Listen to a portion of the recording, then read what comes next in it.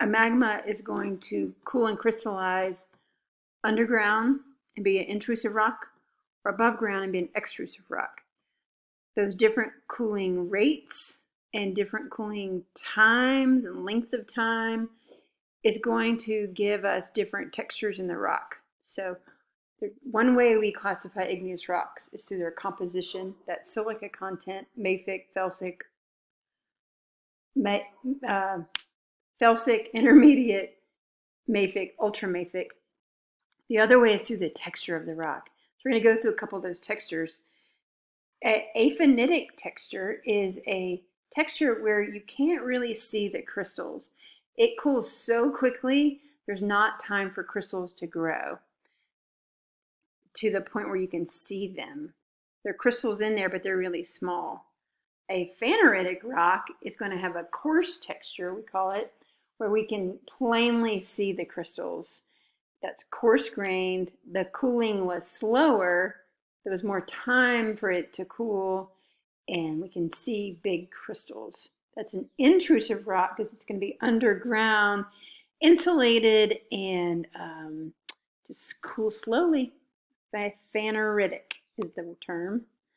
A porphyritic texture is going to be intrusive in the beginning and then extrusive at the end. So a two-stage cooling process where large crystals may grow underground with some time, and then there's an eruption or a movement of magma to another place, maybe closer to the Earth's surface, or coming out of a volcano where the crystals are smaller. So two stages in that cooling process.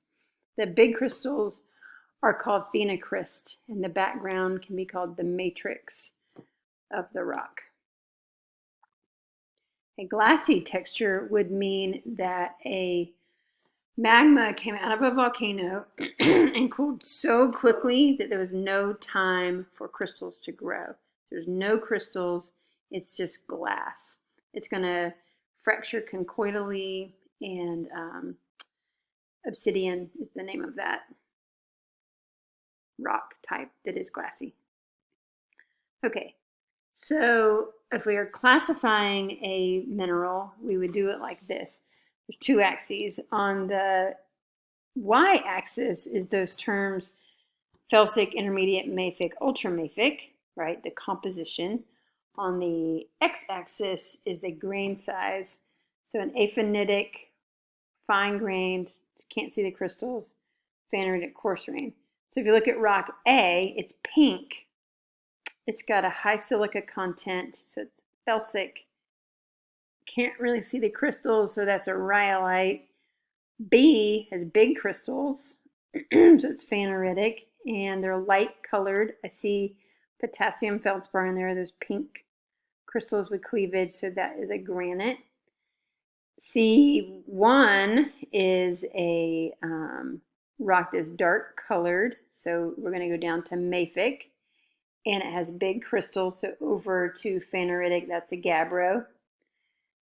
A rock with the same chemistry, so also mafic, but with you can't see the crystals, is a basalt. So basalt and gabbro are mafic, both of them. They have different crystal sizes. We talked about basalt and gabbro before in the context of the oceanic crust is made out of those two rock types. All right, so here's the 6 main rock types. There's others. Remember, partial melting and assimilation and fractional crystallization gives a wide variety of magmas. If we pare it down to the basics, it looks like this. At the bottom are the mafic ones we just mentioned, basalt and gabbro. At the top are the felsic ones we just mentioned, rhyolite, aphanitic, high silica, and a granite, phaneritic, high silica. In the middle are the intermediates, kind of in between mafic and felsic, and those are the andesite, it's gray, and the diorite. It kind of looks like salt and peppery. That's a diorite. So those are the 6 main rock types arranged: fine grain aphanitic, coarse grain phaneritic, and increasing silica content through the middle. Okay, so there are other terms also with textures. I mentioned obsidian, it's in volcanic glass.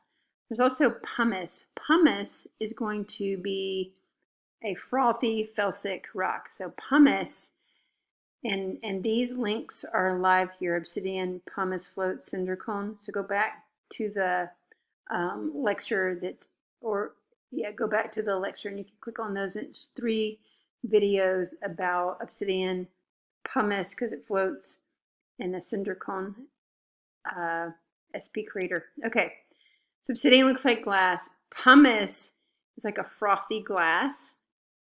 People use it to scrape dead skin off their feet. Gross.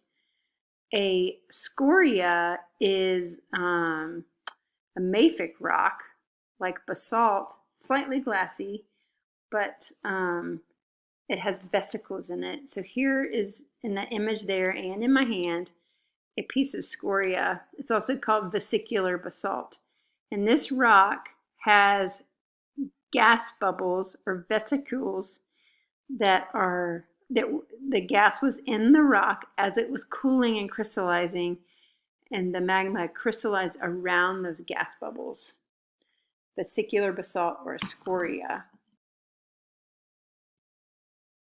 Pyroclast comes flying out of the volcano. So these are extrusive igneous rocks.